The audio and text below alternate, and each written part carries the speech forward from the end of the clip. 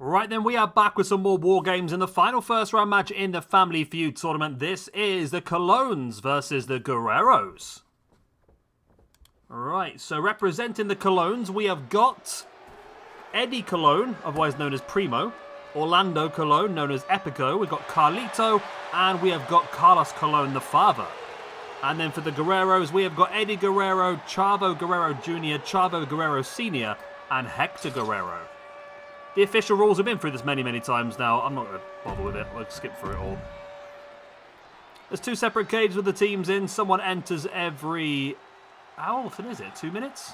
30 seconds? I've got no idea, to be honest with you. Someone enters every now and again, and when all 8 people are in the ring, the bell will ring, the match will officially begin, and it'll be first pinfall or submission takes the victory. So this is Eddie Colón, otherwise known as Primo back in his WWE days. He is going to start the match off for the Colóns. I do feel like the Guerreros might be the favourites here. I mean, the Colóns do have some strong people in there, but for me, I just feel like the Guerreros might have the edge. Who is going to start things off for the Guerreros? Honestly, I don't know. I wrote this card a while ago, and I can't remember who I put where, to be honest. It looks like it's going to be Eddie. That's big for the Guerreros if it is. It is Eddie Guerrero to kick things off, so let me just double check the ranking system for you. We have got Epico starting, or Primo, isn't it? Primo / Eddie Colón. He is on -5 after 5 matches. Had 5 matches back in 2021, lost all 5 of them. So he is not doing too well at all, is he really? And then we have Eddie Guerrero, someone who should be a lot higher up in the ranking system, who is sat down in the doldrums in 277th position with +1 after 32 matches. So big chance here for the Guerreros. So yeah. Should we have a look at the rest of the people before we get too busy in the ring? Let's have a look at Epico. I'm assuming he's going to also be on -5 as well. No, Epico's on -2. He did something back in... He did something back in 2021 that gained him some points. Was he maybe part of the father and son tag team tournament alongside Carlos Colón? I'm not sure, to be honest, but we'll have a look in a moment. Next up, Carlito. He is on... Wow, he's on the game. We barely use him. He is on 0 after 2 matches. We haven't used him since 2022. I don't think we've used him since he's been back on the game at all. So this is his first chance to get some action going. And then we have Carlos Colón. Have we not used Carlos Colón before? We have not. Ooh, debut. That surprises me, you know. I really thought we would have used him. Okay. That does shock me quite a bit. Okay, Carlos Colón. I think I've just, whenever we did like the fresh meat stuff and that, I looked at him and I thought, no, we must have used him in the past, and evidently I'm wrong. Okay. Well, this is Carlos Colón's debut then. And of course, it could be the chance to get himself a few extra matches as well, because this is only the first round in this Family Feud tournament. The winner of this one will go on to face off against the Von Erichs on Saturday for a chance to be in the final in our pay-per-view on Sunday, or a special, if you will. I'm trying to phase myself out of saying pay-per-view and change it to special. Just because pay-per-view indicates you have to pay for it, which you don't. I am sure that whoever's in the left-hand cage gets the advantage. I've left the advantage at random once again.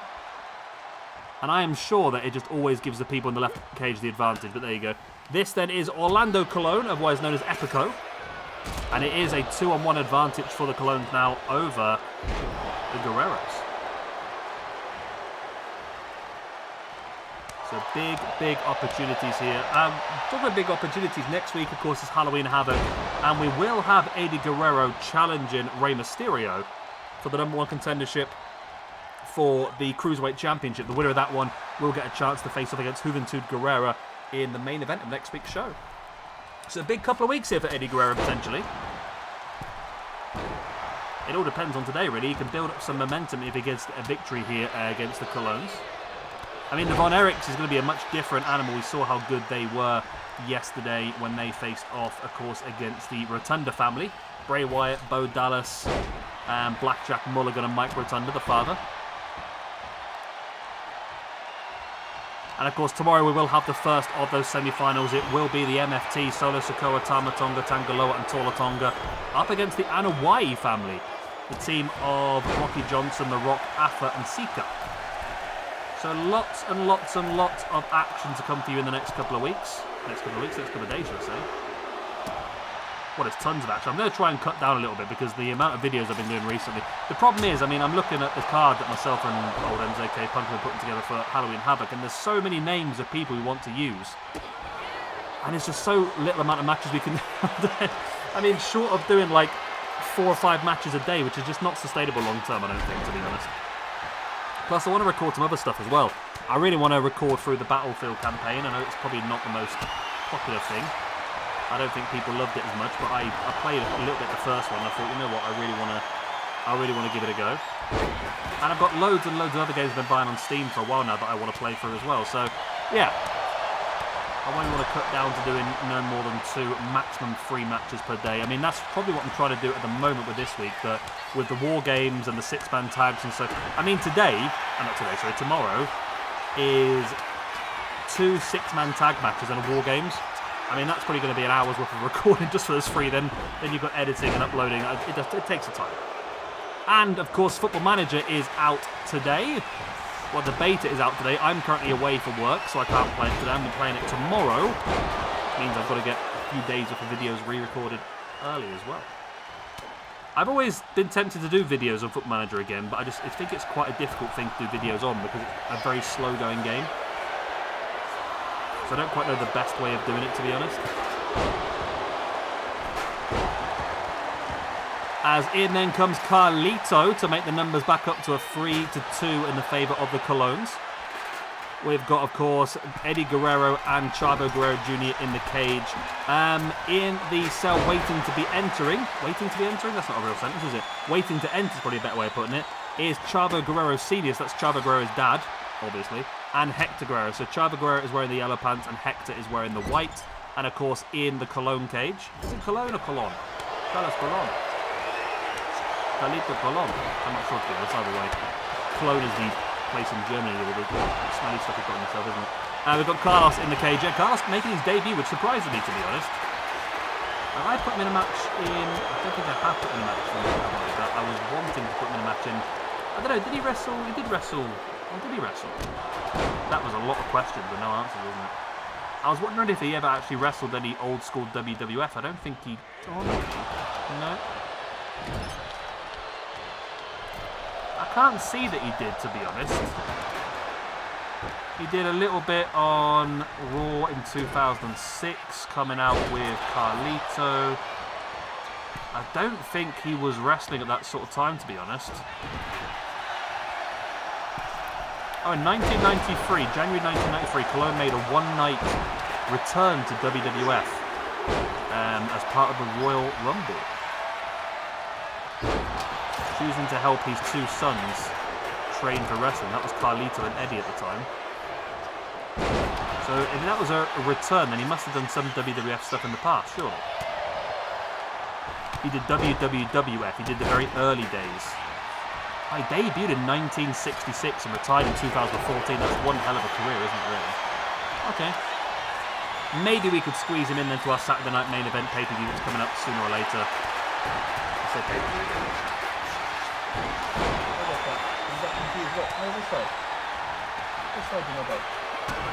So the cat's trying to get through a gap in the curtain. She couldn't find it, so she got stuck. Simple. Right, so we do now have Chavo Guerrero Sr. in the ring, helping balance out the numbers. Now, Chavo and Hector were a tag team back in the day. And there's also... Oh, there's another one, isn't there? Mondo? Mondo Guerrero, who I don't think was quite as established as these other 2.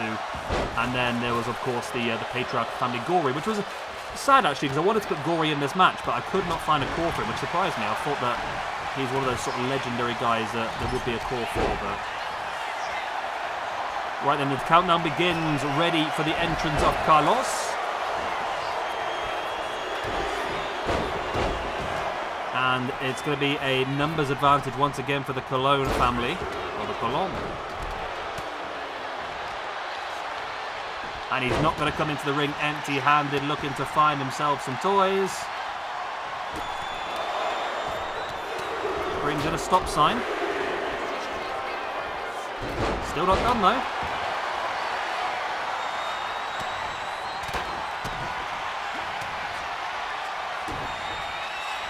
Guerrero now taking Carlito. He's still bringing more and more stuff in, his old Carlos. Very well known for his work over in Puerto Rico and in, is it Wrestling Council, World Wrestling Council and stuff like that, which was very well known for its absolute brutality, and the fans in Puerto Rico absolutely adore seeing someone absolutely decimated and heavily bleeding. That's what they absolutely love.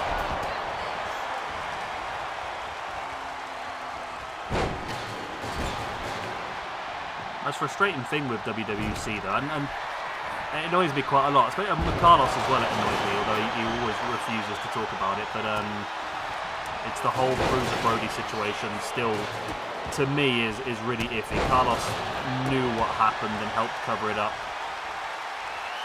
And even testified on behalf of the guy that murdered Bruiser Brody. It was a complete cover-up, the whole thing, and the guy got away with it for many, many years. If you've not watched the episode of Dark Side of the Ring, I would suggest it. I mean, Carlos Colón as a wrestler is one thing, as a human being, he's a dick. Hey ho. A wrestler is a dick, who saw that coming? As we now have Hector Guerrero making his way straight into the ring, no toys for him. The door is going to be closed, the bell is going to go, and we are now officially underway. Next pinfall or submission will be the winner.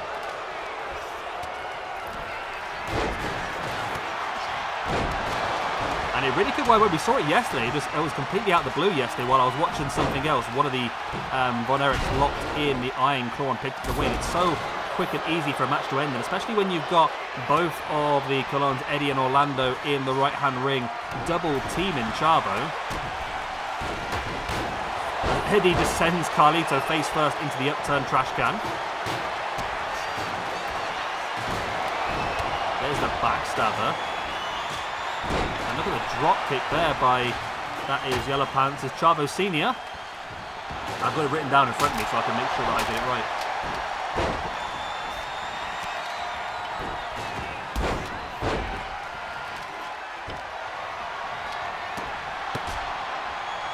You see Chavo now working over, I'm pretty sure that is Orlando still on the right-hand ring. So Orlando has a slightly longer hair than Eddie.